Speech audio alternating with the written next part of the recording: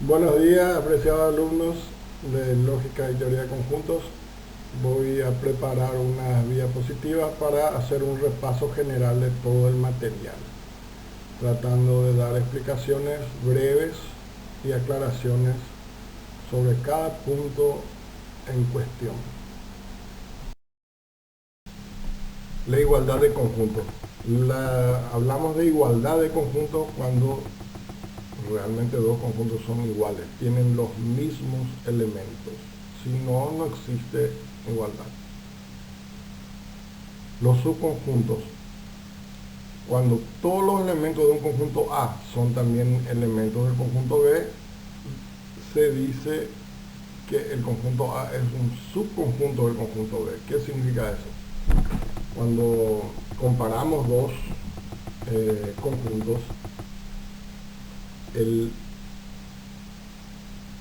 todos los elementos del primer conjunto tienen que estar en el segundo conjunto para hacer la comparación. Si nosotros tratamos del conjunto A y conjunto B, si yo digo A es subconjunto de B, todos los elementos de A tienen que estar en el conjunto B. Eso no quiere decir que tienen que ser iguales tampoco.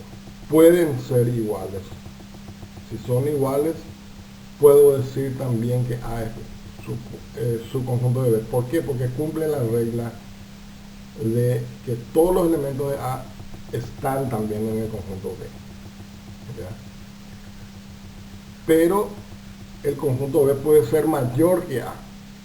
Generalmente hacemos esa acotación cuando esa comparación digo A es subconjunto de B cuando B es mayor que A. Pero eso no excluye o no elimina la posibilidad de que sean iguales y que también pueda yo tratarlo como correctamente decir A es subconjunto de B. ¿Ya? Puede que B sea mayor o no. Se simboliza por una letra, por un símbolo, la letra C, cuando está contenido, y la letra C cortada cuando no está contenido. Ya vimos la pertenencia. La pertenencia es para tratar elementos con conjuntos. La contenencia, que es lo que estamos viendo ahora, es para tratar conjunto con conjunto. Conjunto A está contenido en B o el conjunto A no está contenido en B. Decimos que está contenido cuando todos sus elementos están en B, pero cuando falta un elemento ya decimos que no está contenido. Y la comparación de contenencia solamente es válida para comparar conjunto con conjunto, diferente de la de pertenencia, que comparamos elementos con conjuntos. Ese es un detalle muy importante a tener en cuenta. Como referencia también, en las últimas líneas de la diapositiva, les dejo una simbología utilizada que en algunos materiales didácticos, pero que nosotros no vamos a utilizar. El símbolo de contenencia está al revés y está en la diapositiva marcada en color celeste. Es solamente para que ustedes tengan conocimiento y lo tengan como referencia, por si agarren alguna bibliografía que utilice esta simbología. También es válido, pero nosotros vamos a utilizar los símbolos que están marcados en color rojo. Eso es el símbolo válido para nosotros, para no generar confusiones. Para finalizar la contenencia e igualdad, tenemos un ejemplo con 5 conjuntos. El conjunto A, que es ABC, el conjunto B, que es A, un subconjunto que contiene dos elementos que son AB, termina su conjunto y continúa el conjunto B con elementos B y C. Este conjunto B tiene 4 elementos: el elemento A, el subconjunto AB, que es un elemento, el elemento B y el elemento C. Son 4 elementos. El conjunto C tiene 7 elementos: D, G, B, A, H, C y K. El conjunto D tiene 3 elementos: A, B, C. El conjunto E tiene un solo elemento, que es el conjunto AB. Ese es el elemento del conjunto E. Un subconjunto AB, indivisible. No podemos decir que tiene 2 elementos. El subconjunto del conjunto E sí tiene 2 elementos, pero el conjunto E tiene solamente un elemento. Ahora mismo podemos definir y afirmar, podemos decir que A es igual a D. ¿Por qué es igual a D? Porque tienen los mismos elementos. A tiene como elementos A, B, C, y el conjunto D tiene como elementos A, B, C. Son exactamente iguales. Entonces, una afirmación válida es A es igual a D. A está contenido en D, es lo que también les había resaltado en la diapositiva anterior. Cuando todos los elementos de A están contenidos en D, puedo decir A está contenido en D. Por más de que sean iguales. Son iguales, pero es válida la definición de A está contenido en D. También A está contenido en B. Es válido. ¿Por qué? Porque todos los elementos de A están en B. Por más de que el conjunto B sea un conjunto mayor que tiene otros elementos, pero todos los elementos del conjunto A están en B. Entonces es válido decir A está contenido en B. A está contenido en C. También es válido. El conjunto mayor y todos los elementos de A están en C. B no está contenido en C. ¿Qué significa? Que no todos los elementos de B están en el conjunto C, por más de que sea un conjunto mayor. Fíjense que el subconjunto AB es lo que hace que B no esté contenido en C. ¿Por qué? Porque el conjunto C no tiene un subconjunto AB. ¿Ya? Por eso decimos B no está contenido en C. E está contenido en B. E está contenido en B porque tiene un solo elemento, que es el subconjunto AB, lo cual está también en el conjunto B, un subconjunto AB. Está hecho el ejemplo. Como observación final les dejo que los símbolos de contenido y no contenido son llamados símbolos de inclusión y son utilizados para relacionar conjunto con conjunto. Eso tienen que dejar muy claro. No puedo utilizar este símbolo para relacionar elemento con conjunto, solo para relacionar o comparar conjunto con conjunto. Otra regla: todo conjunto es subconjunto de sí propio. A está contenido en A es una propiedad de los conjuntos llamada propiedad de la inclusión.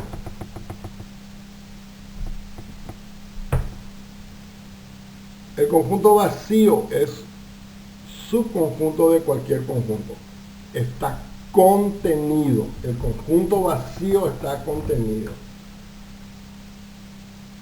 Eso es algo muy importante que grabemos, porque el conjunto vacío está contenido. No podemos decir pertenece. Nunca confundan el sentido de pertenencia con contenencia. Si yo digo el conjunto vacío pertenece al conjunto A, está equivocado, a no ser que esté escrito dentro del conjunto A el símbolo del conjunto vacío. Ahí sí pertenece. Pero si no, está contenido, es símbolo de contenencia, porque la contenencia es utilizada para relacionar conjunto con conjunto, y aquí el conjunto vacío es un conjunto que está comparando con otro conjunto que es el conjunto A. La cardinalidad de un conjunto nada más es que la cantidad de elementos que posee, y se escribe de tres formas. Son tres símbolos o tres formas de representación de la cardinalidad de un conjunto. Nosotros están los tres en la diapositiva. El que vamos a utilizar está marcado en rojo, que es n de A, lo que quiere decir la cardinalidad del conjunto A. La cardinalidad de un conjunto finito es un número natural, entero positivo. O sea, si conocemos la cantidad de elementos, ese es nuestra cardinalidad. Contamos los elementos, sencillamente cuántos elementos tiene, y esa es la cardinalidad. Eso significa la cardinalidad del conjunto. N de A es igual al número de elementos del conjunto A. Está un ejemplo abajo, un conjunto A que contiene los elementos 10, 20, 30, 40 y 50. La cardinalidad es igual a 5. ¿Por qué? Porque tiene 5 elementos el conjunto. Nada más contamos la cantidad de elementos que posee y esa es su cardinalidad. Conjunto de partes. Ahora que ya hemos presentado los subconjuntos, podemos hablar del conjunto cuyos elementos son todos los subconjuntos de un conjunto. Este conjunto se llama conjunto de partes o conjunto potencia y se representa como P de A, partes de A, conjunto de partes de A, que en realidad viene a ser todos los subconjuntos que podemos formar a partir de los elementos de ese conjunto base sin repetirlo. Sin repetirlo,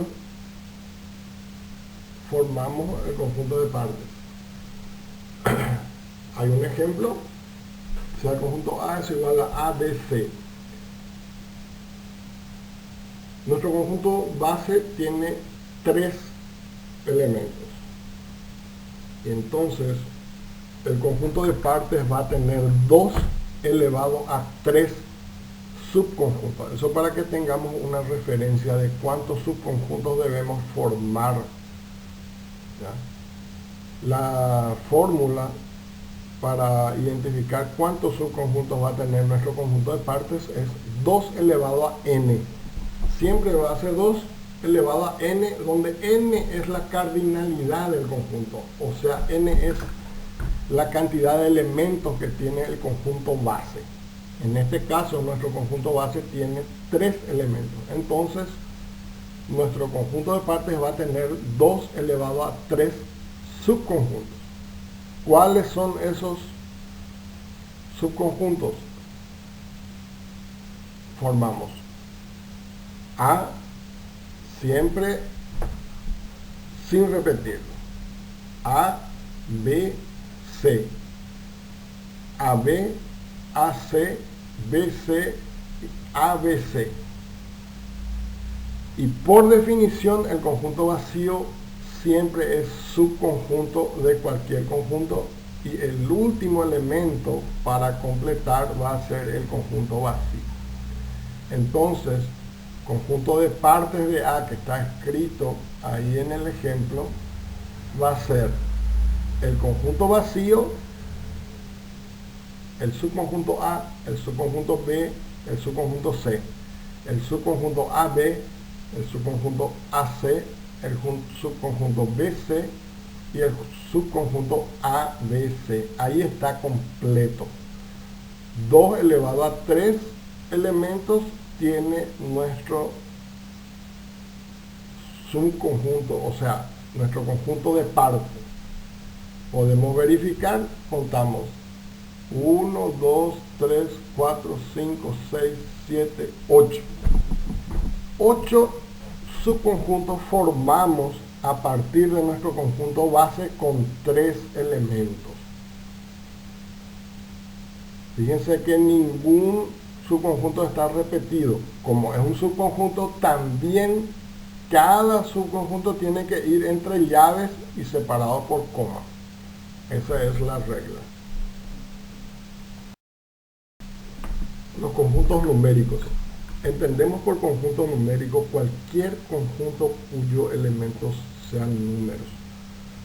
Nosotros podemos formar cualquier conjunto cuyos elementos sean números. Son considerados conjuntos numéricos. Pero existen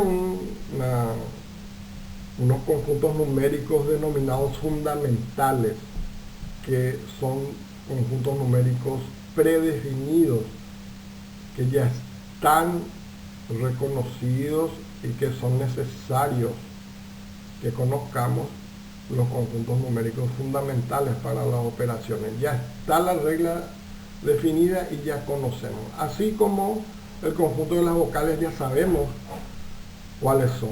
Ya está definido, no hace falta que expliquemos.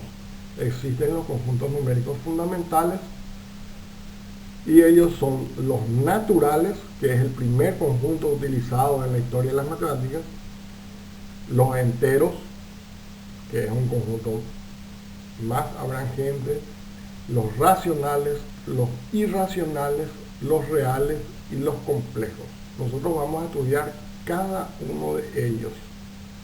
Los conjuntos naturales son el primer conjunto definido en la historia de las matemáticas que se utilizó en tiempos pasados para el conteo. Los primeros conteos se hicieron en base a los números naturales, que va desde el 0 hasta el infinito.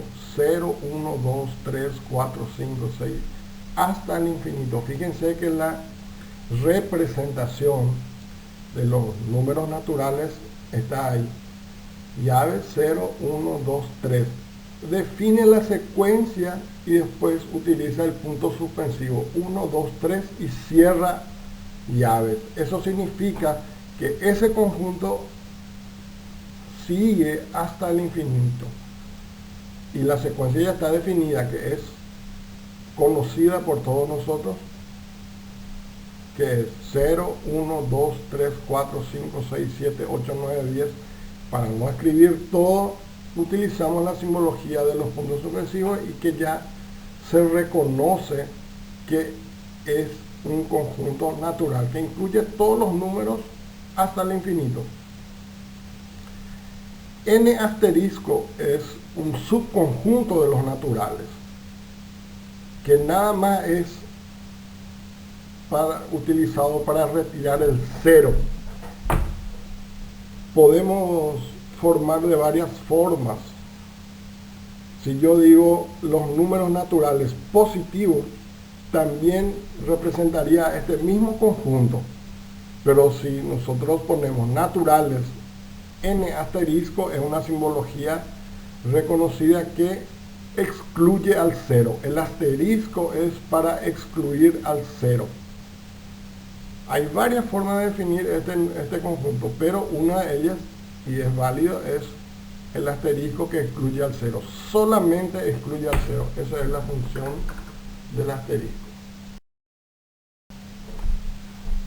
Conjunto de los números enteros. Como todo conjunto es representado simbolizado por una letra mayúscula. La letra Z es el símbolo que representa al conjunto de los números enteros. Así como los naturales es representado por la letra N mayúscula.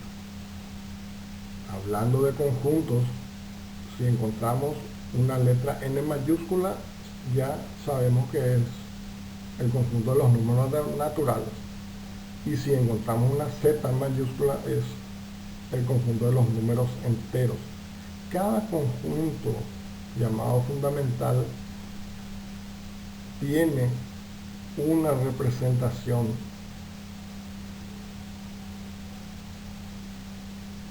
Entonces, los conjuntos enteros, los números enteros son el que está simbolizado y representado en la diapositiva. Z igual a menos infinito, 3 puntos, coma, menos 3, menos 2, menos 1, 0, 1, 2, 3. Y coma de nuevo, 3 puntos suspensivos. Esos 3 puntos suspensivos al inicio del conjunto indican que ese conjunto va hasta menos infinito.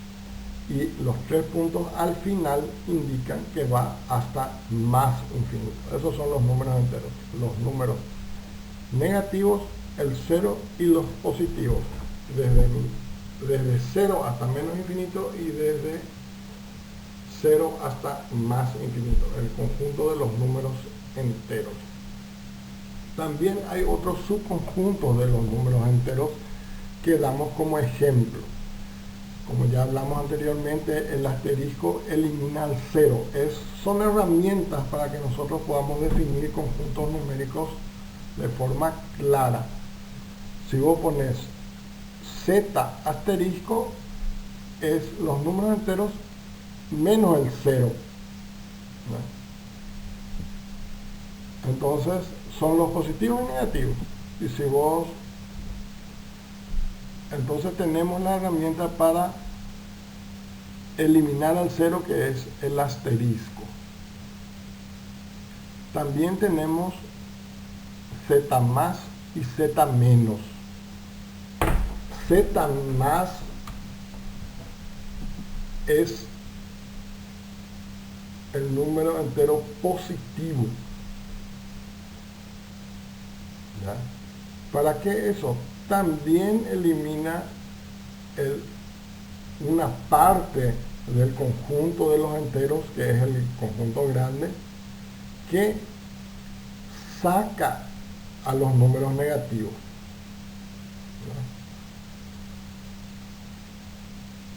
¿Ya? Z más asterisco son los números no negativos. Los no negativos son los positivos más el 0. Entonces, cuando le ponemos el asterisco, retira también el 0. Entonces, Z más asterisco son los números positivos solamente. ¿Ya? Y Z menos asterisco son los números negativos. Todos los números negativos. ¿Por qué? Porque también con el asterisco le retiramos el 0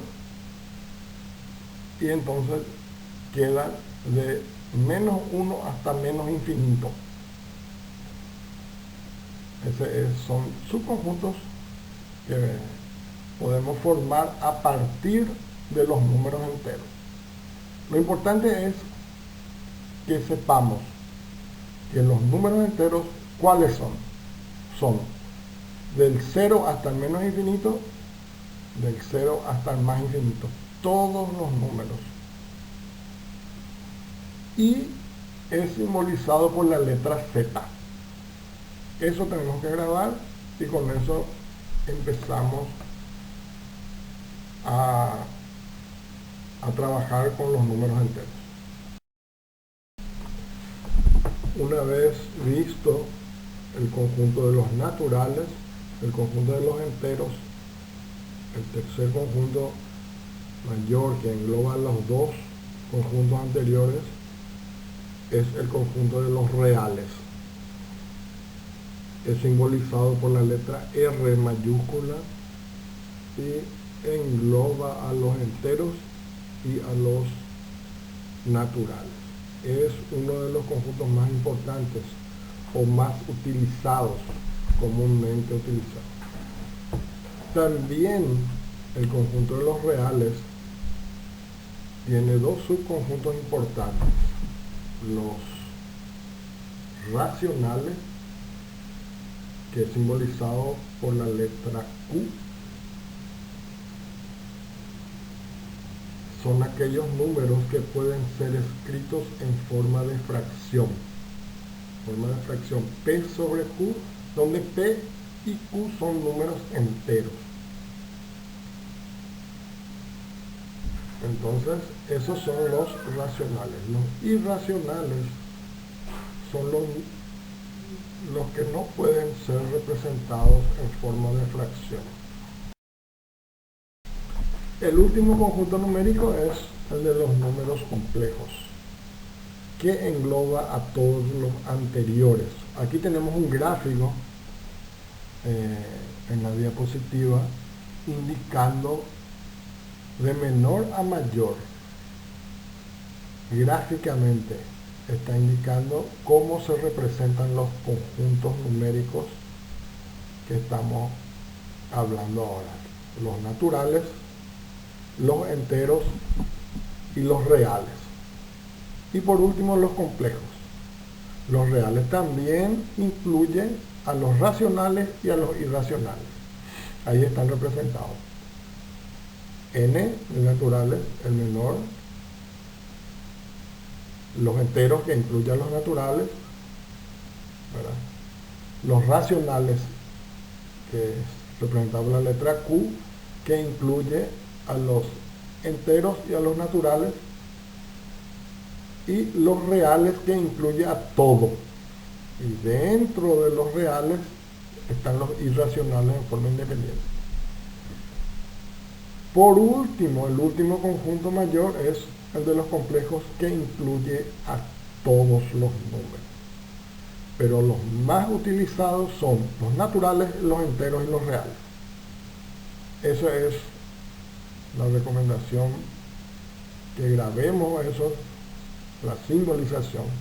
R de reales, Z de enteros y N de naturales, siempre con letras mayúsculas para la representación de conjuntos.